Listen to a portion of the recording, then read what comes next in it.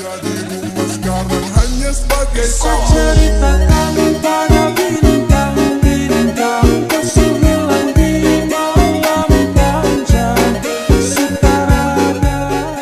Assalamualaikum warahmatullahi wabarakatuh. Perkenalkan, kami dari kelas 12 TBSM 1 ingin mewawancarai mengenai pengelolaan bengkel sepeda motor. Perkenalkan, nama saya Muhammad Zikri Raihan. Perkenalkan, nama saya Singgo Edi Kusumo. Pertama-tama saya ingin berkenalan dengan Bapak siapa? Saya Pak Bowo. Saya pemilik bengkel ini, Bengkel Sukses Rukun Ibu. Lokasinya di mana, Mas? Lokasinya di Dukuh Wonorjo, Desa Kensonorjo, Kecamatan Tulis, Kabupaten Batang. Lalu pertanyaan dari kami pertama, bagaimana struktur organisasi di bengkel ini? Untuk organisasi yang pertama itu awalnya saya itu tak kelola sendiri. Nah, untuk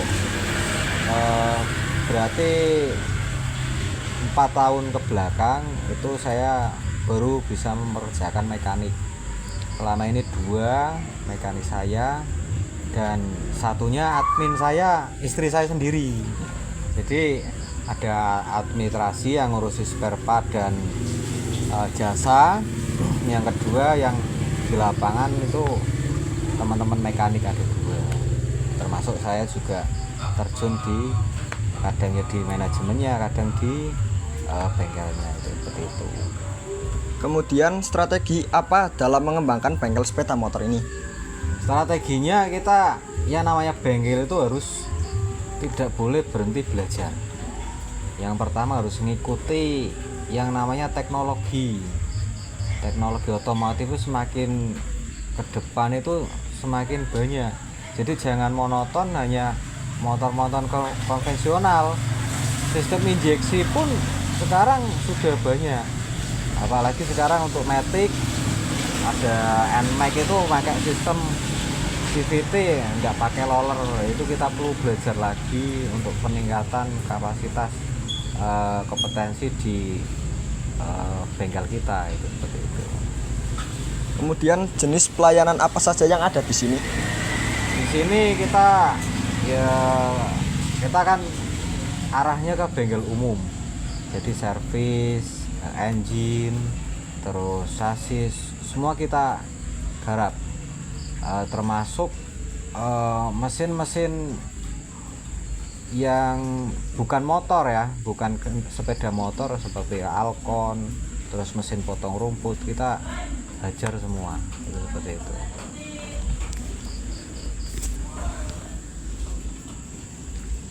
Faktor apa yang mempengaruhi keberhasilan bengkel? Untuk keberhasilan bengkel sendiri itu yang pertama pelayanan. Pelayanan itu kita dengan pelanggan. Ini contoh kecil ya. Kenapa kok bengkel itu bisa rame? Itu tinggal kita cara menyapa pelanggan. Ketika pelanggan datang, setidaknya ditanyain ada apa Pak, Bu, dan lain sebagainya. Baru kita tanyakan dulu, mungkin ada kendala tidak ini, motornya kendalanya apa Pak, Bu, Mas. Itu seperti itu. Kalau dengan orang tua ya kita tetap tutur sapa yang baik dengan bahasa Jawa. Kalau sesama ya biasa kita melihat melihat lawan bicara kita atau lawan pelanggan kita itu siapa. Yang kedua yang tidak kalah penting adalah kualitas dari bengkel itu seperti apa. Jangan hanya cepat tapi tidak benar. Ya cepat ya benar, itu dalam pengerjaannya, maka pelanggan akan puas, itu seperti itu. Selanjutnya, bagaimana pengelolaan limbah seperti oli, spare part, dan sampah? Untuk oli sendiri itu dimanfaatkan oleh saya, ada yang ambil sendiri. Jadi dimanfaat lagi, bukan didaur ulang ya, tapi untuk bahan bakar, pengolahan besi cair yang kita kirim ke Pati. Untuk sampah besi kita pilah, yang bahan besi cor kita juga pilah, yang bahan besi biasa baja kita juga pilah. Itu juga kalau kita pengolahannya bagus ada nilai tambah masuk income ke kita.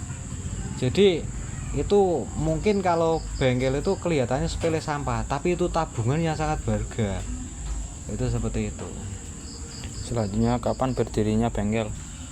Saya berdiri bengkel sudah 7 tahun. 7 tahun tepatnya tanggalnya berapa saya kurang paham. Intinya dari dulu, dari awal berdiri bengkel itu saya merintis dari tambal ban, terus tak tabung sehingga bengkel saya alhamdulillah sedikit-sedikit kunci untuk beli apapun itu lumayan. Jadi alhamdulillah saya untuk peralatan lengkap. Sekarang sudah all in, apapun itu kita kerjakan, sampai kita welding pun pengelasan kita hajar semua. Itu seperti itu. Custom welding semuanya kita hajar. Lalu bagaimana cara penanganan komplainnya? Ketika ada komplain, kita lihat dulu komplainnya itu apa yang kita kerjakan kemarin ataukah komplain yang lain. Kita analisa dulu. Setelah dianalisa, kita kasih pengertian kepada customer kita. Kalau memang kesalahan itu dari kita, akhirnya kita kasih garansi.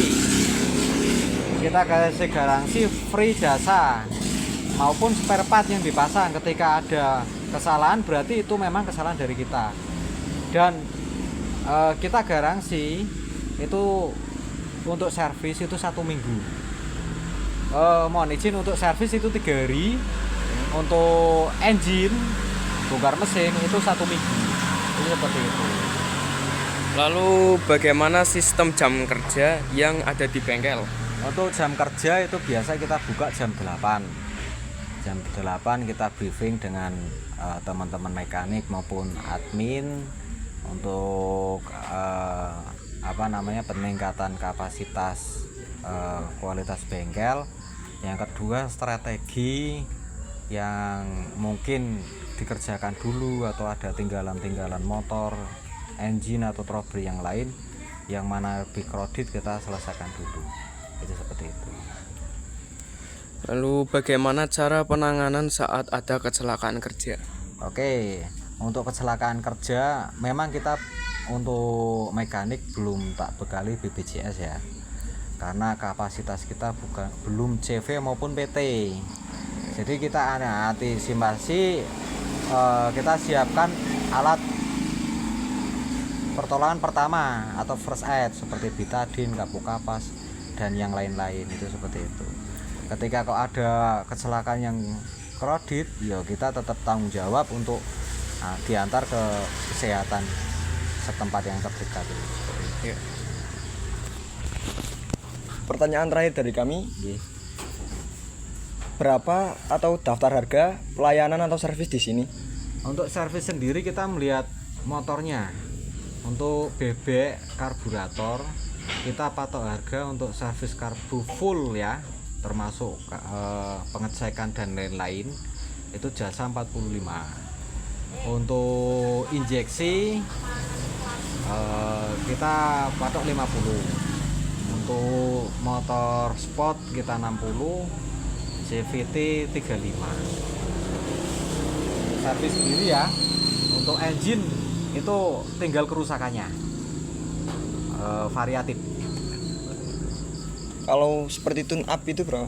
Kalau tune up semua berarti ya. Ya. Tune up semua untuk jasanya berarti 80.000. Sekian dari kami. Terima kasih Bapak Bowo yang telah mau diwawancarai. Kami dari kelas 12 TEM 1 mengundurkan diri. Jika ada salah kata, mohon dimaafkan. Terima kasih. Wassalamualaikum warahmatullahi wabarakatuh. Waalaikumsalam.